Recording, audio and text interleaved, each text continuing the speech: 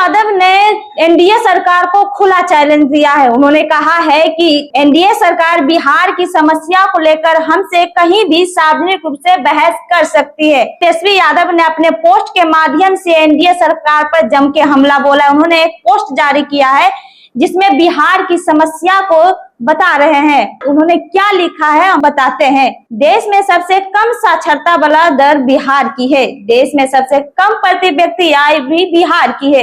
देश में सबसे कम किसानों की आय बिहार की है। देश में सबसे कम प्रति व्यक्ति निवेश भी बिहार में है। देश में सबसे कम प्रति व्यक्ति उपभोग भी बिहार में है। देश में सबसे कम प्रति व्यक्ति ग्रामीण आय बिहार में है। देश में सबसे कम प्रति व्यक्ति बिजली खपत बिहार में है। देश में सबसे अधिक अपराध भी बिहार में है। देश में सबसे अधिक गरीबी भी बिहार में है। देश में सबसे अधिक पलायन भी बिहार से होता है। देश में सबसे अधिक भ्रष्टाचार बिहार में है। देश में सबसे अधिक बेरोजगारी बिहार में है। हिंसक अपराध और अपहरण बिहार में नंबर 1 है। भारत के 50 सबसे प्रदूषित शहरों में से सबसे अधिक शहर बिहार की है। अगर देश में सबसे अधिक ग्रामीण युवा बेरोजगार है तो बिहार में है, तो सबसे अधिक शहरी बेरोजगार युवा भी बिहार से ही है। सबसे अधिक स्कूल ड्रॉप आउट बिहार की है। अगर देश में सबसे कम गुणवत्तापूर्ण शिक्षा है तो भी बिहार की है। प्रति 1 लाख आबादी पर सबसे कम कॉलेज बिहार की है। देश में सबसे कम शाखा जमा अनुपात भी बिहार का है। केसीसी लोन के अंतर्गत किसानों को देश में सबसे कम कृषि ऋण बिहार में ही मिलता है। नीति आयोग ने सतत विकास के लक्ष्य और विकास में तमाम सूचकों और बिहार में सबसे नीचे है। देश में सबसे अधिक कम वजन के बच्चे भी बिहार में होता है। देश में सबसे अधिक बच्चे यानी बौने भी बिहार में ही होता है। देश में सबसे अधिक खून की कमी महिला अगर पीड़ित होती है तो भी बिहार में ही होती है। सबसे अधिक बिहार में डॉक्टरों की कमी अगर पद रिक्त बच जाती है तो वो भी बिहार का है। 58 पद रिक्त खाली बचा हुआ है। देश में सबसे अधिक झोपड़ी में रहने वाले लोग बिहार के हैं। बिहार की 14% आबादी झोपड़ी में रहती है।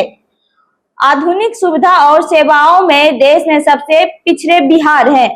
स्वास्थ्य सेवाओं और सुविधा में देश में सबसे पीछे बिहार है। औद्योगिकरण, औद्योगिक विकास, उत्पादन, निवेश में बिहार सबसे फिसंदी है। तेजस्वी यादव पोस्ट के जरिए लिखते हैं कि गंभीरता से इस पर मनन करो और बताओ कि किस वर्षों के एनडीए शासन के बाद भी बिहार का विकास इन सभी संकेतों या राष्ट्रीय औसत से अत्यधिक कम क्यों है। उसका समाधान नहीं करेंगे तब तक अपनी असफलता छुपाने के लिए हर बार ऐसी चुनाव में चुनाव आयोग जैसे संस्था भ्रष्ट अधिकारी की चौकारी और सरकारी तंत्र के दुरुपयोग और मदद से 10,000 नगद और 1 करोड़ नौकरी हर महिलाओं को 2 लाख रुपए बांटने जैसा सफेद झूठ बोलना पड़ेगा। आगे तेजस्वी यादव लिखते हैं पोस्ट के माध्यम से कि 21 वर्षों की एनडीए सरकार और 12 वर्षों की डबल इंजन की सरकार कमलों से एक विगत 2 दशकों से शिक्षा, रोजगार, आय, औद्योगिक विकास, उत्पाद, निवेश तथा स्वास्थ्य सेवा, सुविधा और पोषण से लेकर अधिकांश सामाजिक, मानवीय, आर्थिक संकेतों में बिहार सबसे निचले पायदान पे है। बिहार को सबसे पिछड़ा और गरीब राज्य बताने पर भ्रष्ट शासकों और अपमान लगता है, क्योंकि यह इनके सफेद झूठ, अपार असफलता का पर्दाफाश कर इनकी सच्चाई उजागर करता है। इसलिए एनडीए को कर्णधारों और या असहनीय दर्द पीड़ा होती है। बिहार की स्थिति 21 वर्षों से बनी हुई है, लेकिन निर्लज, निकम्मा, नकारा और निकम्मी सरकार हर बात में विपक्षी पर दोषारोपण कर अपनी राजक नीतियों, सफेद झूठ और खोखले दावों को बोझ तले अपनी आसमानीय विफलता को छुपाने में असफल प्रयास करती है। अगर मुख्यमंत्री और 2 उप मुख्यमंत्री है तो नैतिक साहस और योग्यता है तो बिहार की प्रगति बेहतरीन के लिए इस यथार्थ और सरकार को अपने ही आंकड़ों और तथ्यों पर मुझसे जहां चाहे वहां पे सार्वजनिक रूप से बहस कर सकते हैं। तेजस्वी यादव खुला चैलेंज कर रही है एनडीए सरकार को। जिस तरह से उन्होंने कहा है कि 21 वर्षों से एनडीए की सरकार है, 12 वर्षों से डबल इंजन की सरकार है, तो हमसे कहीं भी बिहार की समस्याओं को लेकर सार्वजनिक रूप से हमसे बात कर सकते हैं, जहां चाहे वहां पे हम उनसे बहस कर सकते हैं, क्योंकि बिहार की समस्या सबसे बड़ी समस्या है, जहां पे जनता आए दिन पलायन करने के लिए मजबूर है। बेरोजगारी से अस्त व्यस्त है युवा।